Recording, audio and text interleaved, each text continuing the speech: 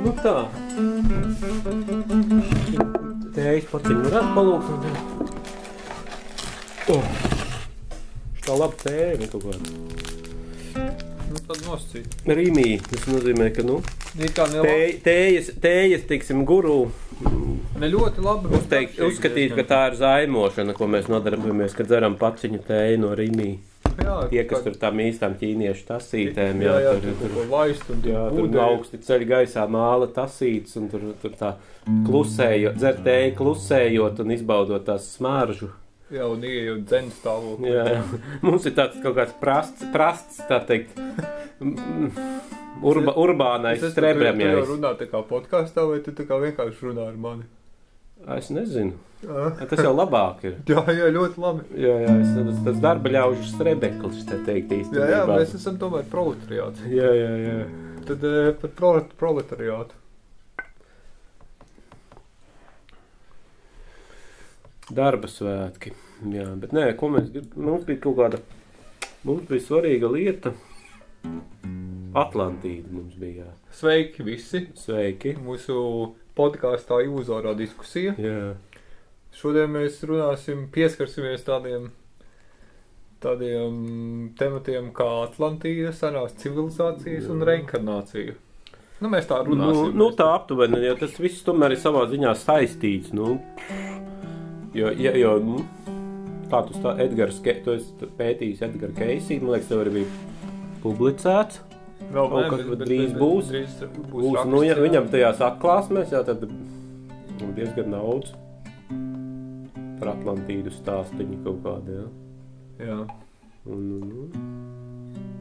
Jā, nu es nezinu, kā viņš to atcerējās, kā iepriekšējās dzīves, vai vienkārši viņam kādas filmiņas rādīja kaut kas, kā tur īsti bija. Viņš tā kā personīgi pieredzi atcerās. Edgars Keisijs, tātad tiem, kas nezina, diezgan populārs amerikāņu gaišreģis bija, dzima 877. gadā, parasts lauku zēns, parastā kristiešu ģimenē, un vienā mirklī, esot hipnozes stāvoklī, viņš spēja noteikt pirmkārt diagnozes citiem cilvēkiem un to, kā viņus ārstēt, un ar laiku viņš arī saprata, ka viņš spēja redzēt karmiskos cēloņus, iepriekšējās dzīves un būtībā izskaidrot cilvēkiem to viņu situāciju mūsdienu dzīvē, balstoties uz tām pagājušajām inkarnācijām. Un viņš arī ļoti bieži pieminēja Atlantīdu. Mēs vienkārši kaut kā aizrunājamies par Atlantīdu un tāpēc par Edgaru Keisiju. Tas jautājums bija, vai mēs vispār ticam Atlantīdas eksistencē, vai tāda varētu būt bijusi, un kur, un kādas ir tās teorijas galvenās. Es personīgi ticu, ka kaut kas pirms šīs civilizācijas ir bijis, ka nav tā, ka pirmā kaut kāda tur Ēģiptieši, bet Šumeru civilizācija bijusi, jā, un nezinu no kurienes, un pirms tam bijuši tikai vīri ar milnām, kas tur staigējuši pa auguriem un ķēruši tur mamutus vai ko, nu, no ar vienu kaut kāda pērtiķa stāvokļa tālāk. Nu, man šāda vēstures schēma man šķiet nevisai interesanta, un protams, ka, nu, tie jāņem vērā, ka mums jau patīk tās ilūzijas, tāpēc šī ilūziārā diskusija, vai ne, kad man patīk pieķerties kaut kādām tādām fantastiskākām versijām. Man apziņas slieksme ir tāda, tāpēc, nu, ja kāds man izstāstu pasaku vai mēģina izstāstīt, ka viss ir ļoti vienkārši un noskaldīts kā ar cirvi, tad es tomēr izvēlēšos pasaku visbiežāk. Mēģināšu pierādīt, ka pasaka ir vairāk īstenība nekā šī ļoti strupā, kā saka, racionālā patiesība, jo man viņa nepatīk. Bet tu vienmēr piemini, ka par tiem granītiem un to granītu griešanu. Jā, nē, nu, tur, protams, ka pilns tagad ir pilns internets, piemēram, ar visādiem tiem, kā, nu, sauksim tos par sazvērestības teorijām vai fantastiem, vai ne fantastiem, bet, nu, alternatīviem vēsturniekiem, nu, kuri apskatīt visādi tie senie, tiksim, senās būves, kaut kādi cietokšņi vai tempļi, kas ir bijuši, kas sastāv no milzīgiem granīta blokiem. Jā. Ir kaut kāds 20-50 tonnas, kas ir nogriezti ļoti precīzi viscietākais materiāls, ļoti precīzos leņķos un sabūvētas tās celtnes, vai arī viņas ir sagrautas, bet vienalga redz, ka tie bloki no milzīgākā granīta, teiksim, ir ļoti precīzi apstrādāti, bez nekādām kļūdām, viss nolīdzināts, sastiķēts kopā. Un, teiksim, cik senas viņas var vispār skaitāt? Nu, tur ir ļoti dažādi viedokļi. Pirmkārt jau, kad ir griezts, akmeņs pats par sevi sens, ļoti, tur miljoniem gadu vai ne, bet, kad ir griezts, tur visādas versijas, un tas varētu būt arī ne tik ļoti precīzi tie pētījumi, cik sen, tur parasti pēc kaut kādām... Bet, mūsu ērā vai pirms mūsu ērā? Pamatā apgalvo kā 12,000 gadi vecs, vai ne? Protams, tie ļoti bieži ir tā, ka ir iecirsts tajā akmenī kaut kāda zīme, bet pastāv iespēja, ka kaut kāds valdnieks, teiksim, kaut kur 500 gadi vai 700 gadu atpakaļ vai vēl, iecirtis kaut kādas savus iniciāļus, un tad zinātnieks skatās, šitas tas kaut kāds tur acteku valdnieks, tātad acteki arī uzbūvēja šito templi, un viss ir skaidrs, bet iespējams, ka tas templis jau tur stāvēs 1000 gadu, un kāds valdnieks ir gribējis sev apliecināt un iebliezis to savu zīmogu tajā akmenī ar lielām pūlēm, ne viņš to templi varēja uzbūvēt neko, bet vienkārši atmeķils, kā saka, un viss. Tā kā, un bieži vien to ņem kā faktu pierādījumu, arī par tām Ēģiptes piramīdām tas pats, iespējams, ka faraoni vienkārši ir atzīmējušies kaut kur. Ka viņas ir bijušas daudz senākas. Ka viņas kaut kādas ir bijušas senākas, ir tur arī pakaļdarinājumi, ir ļoti jocīgi, ka tās senākās piramīdas ir daudz jaudīgākas, izcilākas un precīzākas, un pēc tam tur ir tāds visnotaļ nožēlojams kapenes sāka būvēt. Pēc tam ir, tādas kaut kādas, kur redzēt, ka, centušies, bet, netur līdzi. Jā, tā kā, tāpat tā sfinksa, iespēja, ka tur ir kaut kas cits bijis, jau, ka tur ieklapēta kaut kāda tā cita seja, pilnīgi tādi varianti ir visādi. Runājot par šīm tēmām, tieši pie senās civilizācijas pieskaroties, nezinu, kāpēc man uzreiz arī atnāk atmiņā tā teorija par to, piemēram, Bībelē, ka tā Ecehiela grāmata, ka būtībā varbūt senākos laikos primitīvāk cilvēki to uzskatīja par dievu vai dieviem, bet varbūt tie ir kaut kādi citas augstākas civilizācijas pārstāvi, kas varbūt kaut kādā veidā to tehnoloģiju ir atnesuši uz zemi. Tā var vispār kaut kā būt? Tāds viena teorija ir, kā kaut kāds attīstītākas būtnes, devuši cilvēkiem zināšanas, vai arī kaut kādas savas interešu sfēras tur apspēlējuši. Loģiski, ka naivais cilvēks viņam kaut ko tur izdara, viņš jau uzreiz par dieviem kaut ko uzskata. Bieži vien pat, ir bijuši pietiekami daudz gadījumu, ka tos pašus cilvēkus, kaut kādus valdniekus, viņi paši sev gribēja pacelt dieva statusā, un es pieņemu, ka tie cilvēki ne tikai formāli viņus atzina par dieviem, bet arī uzskatīja pat parastus cilvēkus it kā par dieviem, Kur vēl tāds, kas tur var lidot ar kaut kādu milzīgu agregātu pa gaisu vai kaut ko izdarīt tādu, ko neviens nevar. Tur pa akmeņus, levitē akmeņus vai... Tas ir runājot par latviešu to Lietskalniņu, vai ne? Kas tur kaut kādā Kalifornijā it kā skaitās, korāļu pivu uztaisīja. Jā, it kā, ka viņš esot atkodis kaut kādus mehānismus. Viens variants, ka viņš ar kaut kādām skaņām, kaut kādu Tas bija latvietis, kurš pārcēlās uz Kaliforniju un viens pats uzbūvēja milzīgu koraļu būvi, pili, milzīgas tonīgas akmeņus, kaut kādā veidā pārvietoja viens pats, pie tam salika viņus vairākos stāvus pilnīgi neiespējami. Neviens nav īsti sapratis līdz mūsdienām, kā tas noticis. Kā tas noticis nav, bet viņš pats viņu veltīs savai 16 gadniecei, kas saka mīļotai 16 gadniecei, ka viņš tā bija? Jā, viņš speciāli grāmatiņu tur rakstīts. Kā saka, My Sweet 16, un tad tur viena versija ir, ka viņš esot, tā kā ļoti iemīlējis kādu 16-gadīgu meiteni šeit Latvijā, bet tā kā viņš ir bijis no nabadzīgas dzimtas, tur nav bijis tas pūrs, tad, ticis atraidīts, un tur vecāka, viņš ir tāds ar dziļu smeldzi sirdī devies prom uz tālām zemēm, uz citu kontinentu, un tad viņš ir uzbūvējis pīlī cerībā, ka šī brīnišķā meitene atbrauks pie viņa, un sāksies, kas saka, brīnumainā pasaka. Bet viņi laikam neatbrauc. Neatbrauc, un tā. Bez kā viņam tur bija kāda mīļotā cita vai nebija? Nē, viņš bija ļoti vienpatis, ļoti noslēgts. Viņš bija tāds tipiskais latvietis ar sūras aknieptām lūpām, kas lieki nepļāpā, un tāds diezgan, laikam, ne, viņš esot arī bijis labs saruna biedrs, bet ļoti daudz noslēpumu viņā bijuši. Ir tā grāmata latviski iztulkot, tur viņš it kā gājis, tur paceļojis, arī piedzīvojis tās Dienvidamerikas revolūcijas visādas, tur bijis pa visiem tiem trakumiem, pa ko mēs tā mazāk zinām. Bet tas bija viņš pirms kara pirmā aizlaidās? Pirms 9. gadsimta beigās. Jā, tur, man liekas, viņš tur kaut kur. Jā, ok. Viņš tur, man liekas, ne tos karus šeit, viņš tur kaut kādus karus izdzīvoja, bet šitos karus viņš tā kā nedabūja. Tas ir vispār, tas ir interesanti runājot par latviešiem un šīm te senajām mistērijām un visādiem dieviem, vēl kaut ko, piemēram, arī Aleksandrs Laime vēl viens tipāšs. Jā.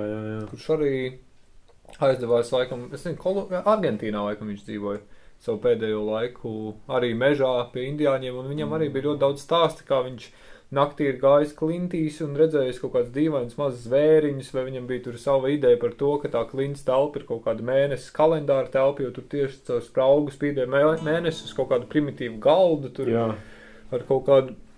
Un tas ir baigi interesanti, es tā domāju reizēm par latviešiem, ka tomēr ir kaut kur latviešiem asinīs tāda piedzīvojuma meklētāji tāds gars kaut kas viņus bīda. Ilgas pēc kaut kā tāla noslēpumaina, tāda kaut ko atrast pēc kaut kā īpaša. Kas, protams, arī citu tautību pārstājiem ir. Bet, tieši, man liekas, mēs to izjūtam vairāk, Latvija tik maziņa ir, te neviens tā kā īsti baigi neizceļās, un kāds 1 vai 2 izceļas, tas jau ir daudz. Pēc zilajām tālēm vai zilās puķis, kur ilgu puķis kaut kādas tiekties, tas ir tāds. Tas trakais, tas ar ko bija tas milzīgais ažiotāžs atcelt ap Herberta Cukuru, viņš jau īstenībā bija arī baigais lidotājs. Kaut kādus nenormālos tālums veids, es neatceros, no kurienes no Rīgas, kaut kādu Spāniju, Portugāli, vai pat tālāk. Priekš tā laika katrā ziņā tie bija kaut kādi savu veidu rekordi, Es, diemžēl, tos faktus tik labi neesmu iegaunējis. Es zinu tikai to, ka viņi beigās nogalināja Dienvidamerikā Izraēlas slepenais dienests. Jā, kaut kas tāds. Traki tie latvieši vispār. Nezinu. Ir taču arī dzirdēts ļoti daudz. Tā ir, protams, teorija, mēs nezinām, vai tā ir patiesība, bet runājot par senajām civilizācijām, kaut kādām kosmosa mistērijām, kas tas ir vispār viss ap tām lielvārdas jostām, ka viss ir iepīts tajos rakstos un viss tā mūsu tautas vēsture un ka tur arī īpaši mūsu vieta un saistība. Tu domā, ka tā varētu būt, vai tas ir kaut kāds, mēs mēģinām vienkārši mēs varētu, jānointervē būt Valdes Celms, vai ne? Viņš tur kaut ko tur. Tikko izdevis to grāmatu? Kaut ko, par to, vai ne? Nav latviešu dievestība. Ne, kaut kas tāds, viņš tur vajag pētīs tās zīmes. Vēl bijuši tas te Ansis Rutentāls, laikam tāds arī dejotājs, un viņš arī šito ir pētījis. Man Gatis viens tāds draugs lūdzu tur nofilmēt to viņa lekciju par šo tēmu, bet man nebija iespējas tajā reizē. Bet, kas vēl tāds, ir tur daudz pētījumu. Vēl tā Anna Šepnera filma, kas jau padomu laikos iznāca par tām, ka viens igaunis tur bija pētījis to visu un tur saskatījis milzīgas paralēlas, tāda dokumentālā filma. Paralēlas starp ko un ko? Starp senajām kultūrām. Viņš tā kā uzskatīja, ka tā ir ļoti sena valoda, simboliski, no kur mums kaut kāds vēstījums no senās civilizācijas. Tieši tie raksti? Jā, igaunis tur bija izpētījis un viņš tur saskatīja visādas paralēlas, jau savilka ar visu kaut ko. Viņš tur kaut kādu kodu atradis, tas jau vēl bija padomu laikos, kad vispār par tādām lietām nerunāja, bet tur pat tajos laikos izteica pieņēmumu, ka varētu būt pastāvēt vēl kaut kāda aizvēsture, kas tādu hipotēzi izteica. Un principā tā filma tā uztaisīt, ka ļoti iedvesmojuši. Viņi tā nemēģina tur kādu pārliecināt, bet tieši izmanto to efektu, ka cilvēkam ir tā tiecība pasapņot un ilgoties pēc kaut kā vairāk. Jo, viņš baigi garlaicīgi, kad mēs pirms 5000 gadiem bijām mērkaķi, vai ne? Cilvēki bija mērkaķi, tagad mēs kaut ko esam tā kā ierubījušies, sapratuši kaut kādu jēgu. Piemēram, nacistiem bija ļoti spēcīgi izteikta okultā tomēr teorija. Tieši starp citu arī viņi uzskatīja, ka ārieši vispār ir Atlantīdas tieši pēcteši. Bet viņiem visas ekspedīcijas ar nenormāliem līdzekļiem finansētas uz visām pasaules malām, lai būtībā pierādītu šīs teorijas par baltā cilvēku izcelsmi, kas, kā mēs zinām, protams, viss laikam tomēr beigās izrādījās ne īsti patīrs. Grūti pateikt, ka viņam kaut kādu atbalstu taču Tibetā arī iedeva. Viņš ir aizgāja, viņam tie mūki, kaut kā tie Tibets mūki zaļos cimdos tur bijuši. Un kas viņi it kā pētīja to Tibetas tautu, viņi veica mērījumus, taisīja sejas maskas, pētīja degunus, visu galvas kausu izliekumus. Jā, bet ir interesants moments, viņi uzsver to rases lietu, teiksim, tas nozīmē, ka viņi to teiksim, to avatāru vai to miesas mētelīti pacēla kā tādu ļoti augstas cilvēciskas kvalitātes rādītāju. Ja? Bet, teiksim, ja ir reinkarnācija, tad, teiksim, pastāv tā, cilvēks varētu piedzimt vienā rasē, citreiz atkal citā, tur tāds un šitāds. Un vispār tam vairs īsti nav nozīmes. Jā, man liekas, ka tas ir tas, ka nacisms kaut arī kā ļoti okults, ļoti tomēr pievērs uzmanību tai fiziskai realitātei, jo viņiem jau bija svarīgi pierādīt tieši fiziskā ķermeņa vai kaut kādu rādītāju pārākumu par citiem rādītājiem. Jā. Tas tā vispār ir, ļoti dīvaini. Klausies, ja tā paskatās, man liekas, tev nacistu laikā problēmas nebūtu, man liekas, tev savu ārīstu. To starp citu nevar zināt. Es nesen lasīju vienu mazu rakstu par nacistiem un vispār starp citu Baltijas visas tautas diezgan zemā līmenī tur bija iekategorizētas, tur kaut kādā 5. kategorijā, ka mēs no āriešiem esam ļoti tālu, un tur bija vēl viens liels mīnus tas, ka mums tur daudz slāvi apkārt, un tur būtībā bija noteikts, ka kaut kāds 60% latviešu tāpat, man liekas, aizsūtītu prom, vai varbūt pat iznīcināt, un varbūt kaut kādi 30-40% palikt, jo Balti nebija ne ģermāņi, nekas, un vēl tas, jā. Iespējams. Varbūt Igauni skaitījās drusku, varbūt foršāk, jo viņi bija tuvāks. Samugri taču, bet nezinu. Vai samugri, tur tie akali kaut kādi tur, es mazojām tur, Bet, mēs bijām kaut kādi 4., 5. šķirs cilvēki, priekš viņiem ģermāņi bija pirmie. Es tāpēc nezinu, kāpēc man liekas, ka itāļi skaitījās diezgan arī. Romas pēc taču, tāpēc, ka Hitlers taču fanoja par Romas to dižano valsti un kārtību. Tā kā tur baigā okulta teorija, bet neko nevarēja beigās saprast, ko viņi gribēja sasniegt. Teiksim tā, vismaz mēs neesmu tāds, kas baigi tur urba vēsturiskos faktus un baigo entuziasmu par to visu lasījis un mēģinājis kādu. Man vairāk šie visi vēstures notikumi arī tā kā tāds mīts, kā sapnis manā apziņā personīgi. Es tā baigi neko daudz nebalstu, bet tāda apjausma, ka kādreiz tas ir bijis. Kaut vai tas samērā nesen te patās šī rajonā, vai nebija tās ebreju izvešanas, kur mēs te sēžam, un visi mēs tikko bijām muzejā. Jā, bet kā tie notikumi, bet es tomēr... Tu neasociē arī sevi, vai ne? Jā, es kaut kā domāju, kaut kāds tāds baigais notikums bija, bet vai tas bija... es tajā laikā nedzīvoju, un es tā baigi neizjūtu vairs uz sevi, jā, un tad viens ir tā tendence cilvēkiem pieņemt, kurā pusē tu stāv pirms 60 gadiem. Labi, sliktie puiši galināja labos, un kuriem tagad tu esi, ja, bet īstenībā neviens jau vairs no tiem nav dzīvs, un tagad kā tendence turpināt, teiksim, kaut kāds tas pats, nezinu, kaut kāds, teiksim, pieņemsim, ka mums vectēvi būtu karojuši katrs savā frontes līnijā. Mēs tagad pētītu, johaidītu, viens bija nacists, viens bija komunists, jā, un mēs tagad konstatētu, johaidī, tad pieņemt, kurš tur kur būs nogalinājis. Ja Kāds vispār ir, piemēram, ja cilvēkam ir tāds potenciāls vispār darīt visādas foršas lietas, labas lietas un kreatīvas lietas, kas mūs visu laiku dzēn? Ka, piemēram, arī senās civilizācijas it kā saka, bija pat vēl attīstītāks. Mūsu civilizācija vēl tāda, diezgan labi attīstīta vispār, ja tā skatās, medicīna, vēl kaut kas. Bet kāpēc mēs vienmēr tā kā kaut kādas dzīvnieku ciltis vai kas mēs sākam vienkārši primitīvi cilšu veidā cīnīties viens ar otru? Vienmēr ir šitās labās, sliktās puses. Kas notiek? Kāpēc mēs esam tādā putrā visu laiku? Kad bāra vai nafta vai kas tas ir cīņa par ko? Un kā tu domā, kas notiks, ka visi, piemēram, derīgi izrakteņi beigsies? Piemēram, tagad ļoti daudz tie vidējo austrumu konflikti ir arī naftas dēļ, vai ne? Jā, es tikko no rīta noskatījos vienu video, kur bija tā kā teorija, kur apgalvoja, ka nafta pati materializējās no ētera, ka viņi būtībā kaut kā visas tie naftas savoti paši sevi atjauno. Jā, tāda versija, kad patiesībā viņi kaut kas tur, kaut kādas baktērijas zemes dzīlēs no ūdeņraža tur viņas taisa kaut ko, ka tur, principā, ka tas pilnīgi savādāks, ka tas nav fosīlais, kā saka, bet tur ir kaut kāda reāla dzīvi procesi notiek, un tas visas tas vielas, ko tiek pumpēts ārā, viņas tur paši sakal rodās, jā, nu tāds. Tas nozīmē, ka nafta varētu arī nekad nebeigt. Nu, kā pieņēmums, ka tas ir kaut kas notiek.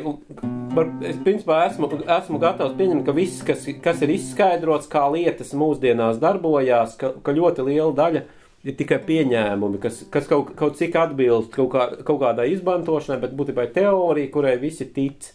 Un būtībā tas izskaidrojums varētu būt arī citādāks. Tās funkcionālās lietas, kur to izmanto, nu, neko nemaina. Teiksim, nafta ir zemē, viņu urbi. Nu, teiksim, ja izskaidrot, ka viņi rodās citādi, viņi tāpat turpt un sūknētu. Nu, teiksim, bieži vien tas cilvēki pieņem un tic kaut kādai lietai un nezin, kā tas darbojās. Ja nu, es neuztveru to, ka kāds kaut ko ir apgalvojis un ka viņš ir ļoti cienījams zinātnieks, ka man obligāti viņam būtu jātic. Es varu pilnīgi atteikties, varu pastīties, kā būtu, ja es ticētu, ka tas ir pilnīgs kaut kādam senajam mītam, es ticētu, piemēram. Neticu zinātnē, kas mainītos manā dzīvē, es ticētu, nu, ka tu... Epusam par Gilgamešu. Jā, pieņemsim. Kas manā dzīvē mainītos, vai kaut kas notiktu? Visbiežāk jau, ka nemainās pilnīgi nekas. Vai bieži vien mainās tas, ka, nu, es kaut kā, nu... Kaut kādas iespējas vairāk rīkoties dažkārt ir, vai mazāk, teiksim, es sev pavērdzinu uz kaut kādu lietu. Vai nav tā vispār, ka labāk ticēt tam, kas tev iedvesmo? Es tā arī cenšos īstenībā, jā. Ticēt kaut kam, kas tev iedvesmo. Jā, jo teiksim, daudz tāds racionāli, tā cirvi nocirstās patiesības, ko mēģina cilvēki. Jā, tas depresīvs. Jā, ļoti depresīvs. Kaut kā pasaka, tur viss ir tā un tā, un nekāds ir, pirmkārt, viņi jau nevar pateikt īstenībā, kā viss ir objektīvi realitātē. Viņi ir izpētījuši kaut vienu mazu gabaliņu. Jā. Ir kaut kādi 1000 lietas, ko mēs nevaram vispār uztvert. Nu, otrkārt, jā, kur tas ved? Tas viss noveds pie tik drausmīgā materiālisma. Jo cilvēki domā, ka vairs nekā cita arī nav. Nekas cits nepastāv. Tikai tu dzīvo kaut kādā tādā materiālā buņģā, tas ir priekš manis, tas būtu vispār baigi traki. Jā, teiksim, zinātniekiem daudziem nav vispār, ka cilvēks ir tāda ļoti sarežģīta mašīna. Ja tic tai bioloģiskai apziņas izcelsmē, tad cilvēks ir sarežģīta tur elektroķīmiska mašīna, kur viss notiek, jā, un viss balstās uz to ķīmiju, un viss kaut kādā veidā ir radusies no gaļas. Jā, no gaļas un kaut kādiem refleksiem, instinktiem, un vēl tā cihis teorija, ka viss balstās tur Maslova piramīdu, ka pamatā ir tur izdzīvošanas tieksme, tālāk tāda tieksme, tur seksuālā tieksme, un pašā virsotnē kaut kā tur, varbūt tur maza daļiņa ir tas kaut kāds tur... Transcendentais aspekts. Ne transcendentais, bet kaut kāda māksla vai pašrealizācija, jā, tur tāda, bet viņam arī bija kaut kādas tur tās galotņu pieredzes saucamās, kur arī reizēm cilvēkus it kā apzinās sevi kā kaut ko plašāku aiz ķermeņa. Jā, bet tad balstoties uz to, runājot atkal par to Atlantīdu, tā kā man šī lieta par tādu Atlantīdas esamību šķiet pievilcīgāka, tāpēc man ir interesanti papētīt, teiksim, ja es būtu kaut kāds tāds racionālā skarbuma piekritējs, es meklētu kaut kādas lietas, kā varētu to Atlantīdu noliegt un visus tos muļķus, kas par viņu domā, parādīt, ka viņi ir idioti, ja, ka viss ir vienkārši, viss ir skaidrs un viss ir saprotami, un ko jūs te tekstiņus sacerat. Ja. Man atkal tieši, tas liekas drausmīgi drūma un bezjēdzīgi šādā veidā pieiet. Visu tā racionalizēt, nocirst. Man patīk pasapņot, kā varētu būt, ja būtu tā Atlantīda, ko mēs esam... Principā, ja es šādā virzienā to savu apceri virzu, tad es arvien vairāk arī atrodu, ka tiešām redz, ka tādi tie milzīgie tās celtnes senās bet kā tas tev tieši iedvesmo? Nu, piemēram, kāpēc tieši šī nostāja? Nevis tā, ka, piemēram, viss rodas tikai apziņa rodas no matērijas, dzīves jēga ir tikai pelnīt naudu, nopirkt to un beigās nomirt. Piemēram, jā, kāpēc tev iedvesmo vispār? Kaut kāda domāšana par Atlantīdu. Ja vai tas attiec uz tavu šī mirkļa dzīvi? Pirmkārt jau tas palīdz, pirmkārt dot to apziņu, ka es neesmu iesprostots kaut kādā šī mazajā pasaulītē, kad es varu ar savām domām doties ļoti kaut kur tālu prom, ja, kad ir bijusi kaut kāda bezgalība pirms manis, Varbūt es arī esmu bijis kaut kad jau kaut kur kaut kā, un es arī kaut kādā tālumā bezgalīgā varu nonākt, ja, ka nav, ka man ir šitā tačka, kas man ir pilna ar ķieģeļiem, jāizstum, teiksim, 100 kilometrus, un tad arī viss beigsies, jā. Jā. Jā, nu, teiksim, man patīk sapņot, ka es stumu šo tačku, nu, ka tur kaut kas, ka tā būs tālāk kaut kāda pils, vai ne, kaut kāds vispār, ka tie varbūt tie nav ķieģeļi, ka tas ir kaut kas cits, teiksim, ka tie ir kaut kāds varbūt tauriņu kūniņas, kas tur atmodīsies un aizlidos bez mazā. Tad tu personīgi it kā tici, ka dzīve tomēr ir tāds kaut kāds process evolūcionārs process, ka mēs kaut kur tomēr virzamies. Nu, tā tev liekas, vai tā tu tici, vai tā tu gribētu domāt? Es drīzāk domāju, ka tā ir tāda virmošana, kā tāda deja, tāds kaut kāds tāda virpuļošana vairāk, tāds, ka nav tāds ļoti taisni uz priekšu evolūcionējam, attīstamies, jā. Jā, bet kas vairāk tāda rotaļa esības kopā. Jā, ka tāda esības rotaļa, jā, kad mēs it kā virzamies, bet īsti nezinu, kur, varbūt pat īsti nezinu priekš kam, bet tas viss process ir ļoti interesants, un viņš var izvērsties ļoti, ļoti bezgalīgi daudz variācijās, un kaut kā it kā mēs tur esam, un mēs varam arī kaut ko radīt tajā procesā, kaut ko radīt arī nebijušas lietas, kam ir kaut kāda nozīme. Tad tas uzreiz kļūst aizraujoši, jā, tur. Bet kā tu domā, tajā dejā, tajā esības dejā, tajā ietilpst arī viss tas jaunums, kas ir pasaulē. Nu, kas tas ir? Nu, piemēram, man patīk ļoti tā ideja, ka viss ir deja vispār. Un kaut kādā mērā man arī šķiet, ka tiešām viss plūst. Viss tiešām plūst un visā ir kaut kāda dievišķa atblāzuma. Bet tajā pašā laikā man vienmēr interesē tas jautājums par to, kas pasaulē ir nepilnīgs. Jā, nu tā ļaunuma jautājums. Tā ir skaitā, jā, un nabadzība un viss tas ir kaut kas ir arī dievišķs, kaut kāda, tam tā ir jābūt, vai mums tas ir jāmaina?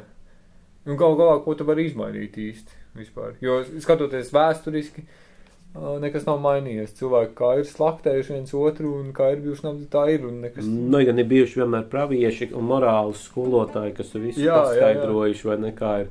Un sevišķi tagad instanti ir tie mirkļi, ka ir pāris cilvēkiem pasaulē būtībā tik daudz naudas, ka viņi varētu beigt šo te nabadzību. Vienam cilvēkam tik daudz naudas, vai viņš varētu visu valsti pacelt, vai nezinu, kaut kādu vienu milzīgu procentu nabadzīgo cilvēku vienkārši nokārtot viņu dzīvi kaut kādā mērā.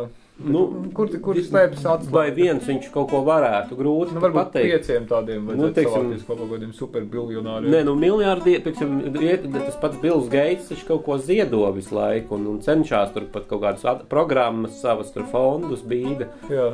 Nu, nav tā kā viņš necenšās, jā, bet, man liekas, ka tas ir daudz plašāk, ka nevar visu tikai uzsvērt uz tiem bagātniekiem, ļaunajiem kapitālistiem, kas visu tur. Jā, es neuzsveru, es tikai tā visparizēju. Es domāju, kā tev liekas, vai tā ir arī daļa no esības, un mums tas ir vienkārši jāpieņem, un jābūt mierā ar to, vai mums ir, teiksim, jādodas uz Āfriku un jāceļ skolas, un jāizglīto bērnu, un jācīnās pret aids. Vai vēl kaut kur jādodas? Nu, katram, man liekas, jāsajūt uz savus aicinājumus, jo šeit arī vienmēr ir ko darīt. Bieži vien es nezinu, citu glābšanu, vai visiem būtu jānodarbojas ar citu glābšanu tādā kā darba līmenī, droši vien, ka nē. Bet tas gadījums, jā, ka tur kāds ir nokritis tavā ceļā, bet tu pieiet, tas ir tavs jautājums, ja tu guļošajiem pabakstīs, varbūt viņš ir katrai reizi nodzēries un nokritis vai ne, vai tas var būt jautājums, vai visiem doties uz Āfriku, kas tad šeit kaut ko darīs, vai ne, tur, uz ko mēs tur dosimies. Varbūt, ka vispār tieši otrādi nevajadzēja. Visi problēmas jau Āfrikā radās, ka tie baltie sāka doties uz to Āfriku. Tur taču bija tāds izcilas karaļa valstis un kaut kāda sava pasaule. Tur bija.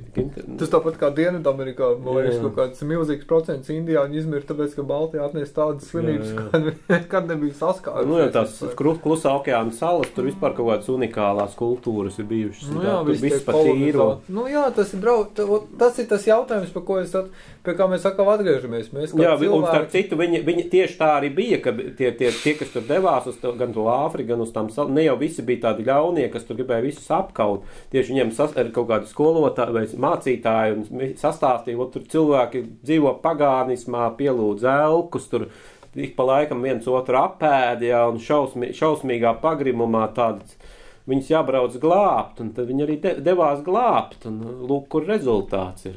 Tas ir tieši nesen lasīju par tām Salemas tām prāvām. Arī amerikāņi 17. gadsimtā tā bija laikam tā koloniāla Amerika, un viņiem bija tā ideja, sākotnēji viņi bēga no rietumiem, nebēga, atklāja būtībā, tika atklāt šī jaunā teritorija, viņi domāja, ka viņi uzcēlas tāds ļoti biblisks īstenībā dzīvesveidu. Jā. Bet tur vienā mirklī pat ne indiāņi, kaut gan tos, protams, daudz izkāla un vēl visu kaut ko, bet viņi pat paši savā starpā sāka tur ņemties. Jā. Arī jautājums, ko viņi nevarēja sadalīt, jo daži tika apsūdzēti par raganām, par burviem, tur pilnīgi, tu lasi un liekas pilnīgs vāks. Tur vīrs pasaka, piemēram, viņš nodzīvojas ar sievu 15 gadus laulībā, viņš pasaka pēc 15 gadiem, ka viņi ir ragani. Tu sievieti vienkārši sadedzina. Tas jau bija, tas viss bija viduslaikos, jau tā kā Eiropā bija beigušies tā raganu lietas, jau, vai tas arī... Šis bija Amerikā. Nu jā, Amerikā... 17. gadsimtā, kaut kādā 1680 vai 90. kaut kādās. Jā, bet, teiksim, Eiropā, laikam, tas bija jau beidzies, vismaz kaut kādās tajās Francijā, vai kur vairs nededzināja. Spānijā, laikam, sākās inkvizīcija vai Francijā, bet, nezinu, tas bija kāds... Es nezinu īstenībā, kurš gadsimts 14. 15. Bet man visdrīzāk, ka Amerikā tas notika vēl vēlāk nekā Eiropā, ja tā kā uz beigām tas viss gāja. Man liekas, ka daudzas kopienas, kas devās uz Ameriku, viņas daudz ticīgie uzskatīja, ka Eiropa jau drusku tādu pagrimusi, ka viņiem ir jaunā pasaule, kurā viņi grib dzīvot daudz tīrāku dzīvesveidu, bet līdz ar to viņi arī bija daudz ekstrēmistiskāki. Bija kaut kāda daļa arī noziedznieku, protams, kas tur devās un bēga no tā, interesanti. Man liekas, ka Austrālijā lielākā daļa, starp citu, bija noziedznieki, kas ir Austrālijas kolonizatori. Lielākā daļa balto cilvēku tika nosūtīti no cietumiem kaut kādiem. Bet, lūk, ļoti interesanti. Tas ir senās civilizācijas, it kā senos laikos, pat ja tie bija cilvēki augsti sasniegumi, Ēģiptes piramīdes, kā jau tu minēji, sagriezti akmeņi tādās... Tur tās Dienvidamerikas vēl celtnes visādi, tie tempļi, Baalbeka vēl tur, kas ir... Baalbeka, tas bija Gāzijā tur vienā. Un tajā pašā laikā tā mūsu tā dvēseliskā vai garīgā attīstība ir tāda, kāda viņi ir bijusi un kā viņi joprojām visur notiek karš.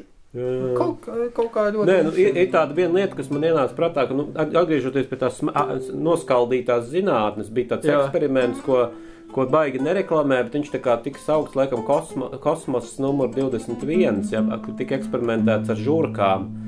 Tā teikt, bija kaut kāds moments, kad tur izveidot tādu žurku valstību, kur diezgan ideāli... Kad tas bija PSRS laikā? 70, bet tas nebija padomu Savienībā, tas bija, man liekas, Amerikā visticamāk. Bet izveidoja tādu ideālo žurku valstību,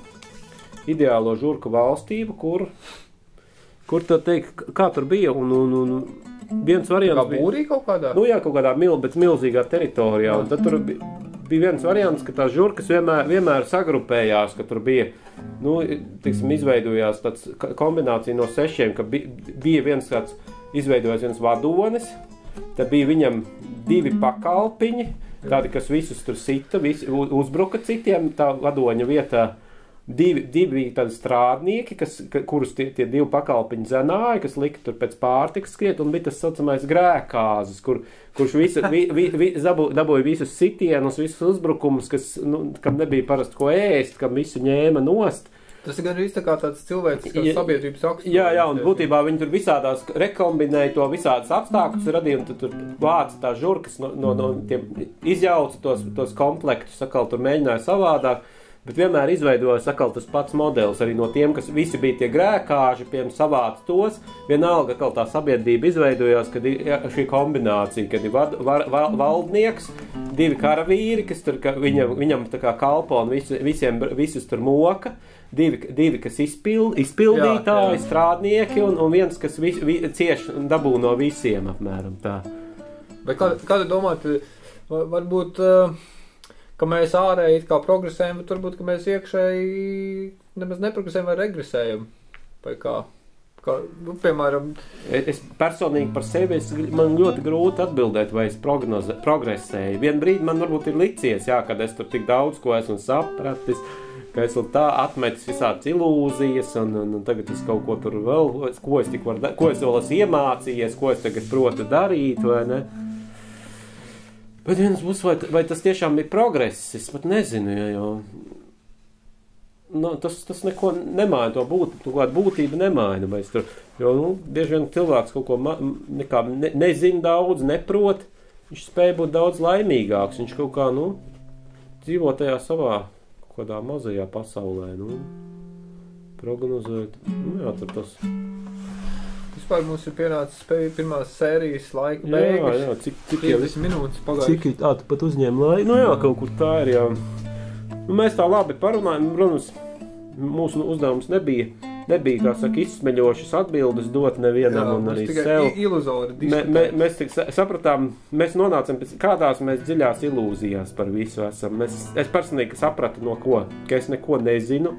Jā. Neko nesaprotu. Es absolūti piekrītu. Un vienīgais, kas man atšķir, ka es it kā neko nesaprotu, bet man arī negribās piekrist tiem, kuri apgalvo, ka viņi kaut ko saprot, jo tad tas baigi skarbi, ka es tāds muļķis, kurš neko nesaprot, jā, bet man negribās arī nosaukt viņus par muļķiem, ka viņi kaut kur iedomājušies, pieņēmuši. Man kaut kā patīk, ka visas iespējas ir vienlaicīgi. Katram ir kaut kāds, varbūt, savu patiesību, vai ne?